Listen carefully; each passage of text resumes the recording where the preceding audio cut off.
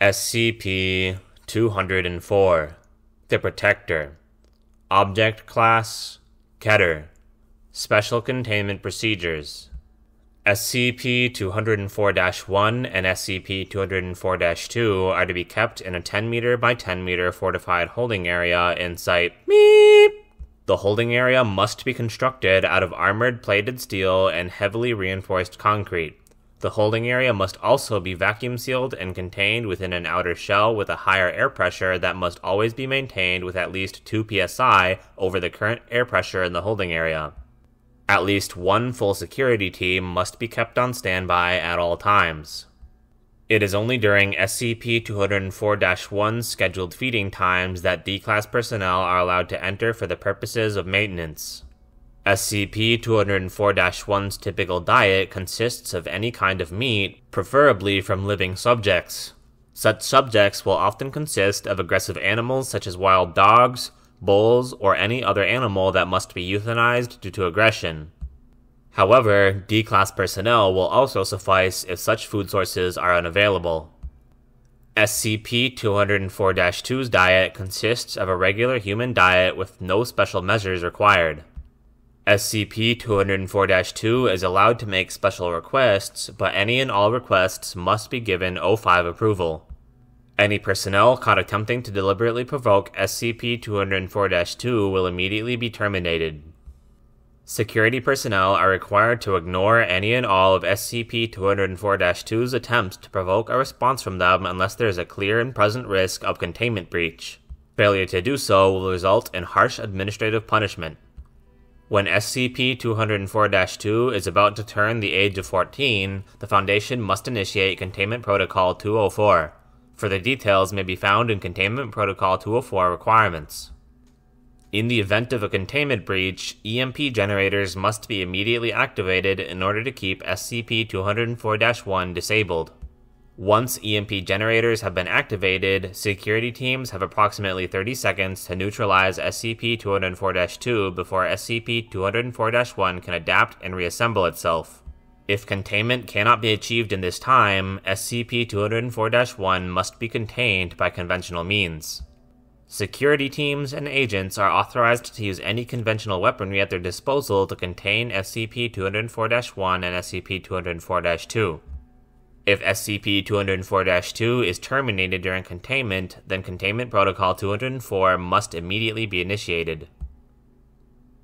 Description: SCP-204-1 is a semi-organic nanomachine colony that follows SCP-204-2 as a form of protector. SCP-204-1 spends the majority of its time in a dispersed cloud where it is almost impossible to perceive with normal human senses. However, if SCP-204-2 is put into danger, or if SCP-204-2 commands it to, SCP-204-1 will instantaneously materialize into a solid physical form. The exact shape and nature of this form is subjective, depending wholly upon SCP-204-2's view, state of mind, and imagination. Despite its variable nature, SCP-204-1 has a number of common traits. These include massive strength, large size, basic intelligence, perfect obedience to SCP-204-2, and the ability to regenerate itself after consuming living flesh. SCP-204-1 is vulnerable to conventional weaponry and can be temporarily forced back into its dispersed state if enough damage is inflicted. SCP-204-2 is always a child, ranging from 4 to 14 years old. Physically, there is nothing outstanding about SCP-204-2 besides its ability to call upon SCP-204-1. All instances of SCP-204-2 have common traits. All of them have had a history of abuse and danger, with many developing acute mental disorders as a result. This makes instances of SCP-204-2 difficult to contain in any traditional manner, as great care must be taken to keep them in a stable state. It appears that SCP-204-1 is attracted to such children, though why or how it finds them is currently unknown. If SCP-204-2 is terminated or reaches the age of 14, then SCP-204-1 will abandon it and find a new child to imprint on. As a form of self-preservation, if SCP-204-1 cannot find a suitable child, it will immediately materialize and go berserk, attacking anything in sight.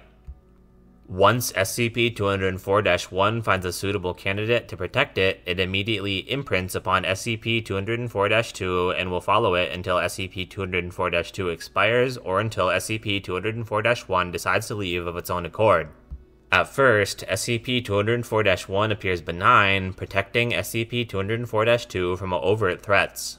However, from careful study and observation, it has been noted that all incidences of SCP-204-2 begin to adopt much more aggressive, danger-seeking behavior with little regard for human life.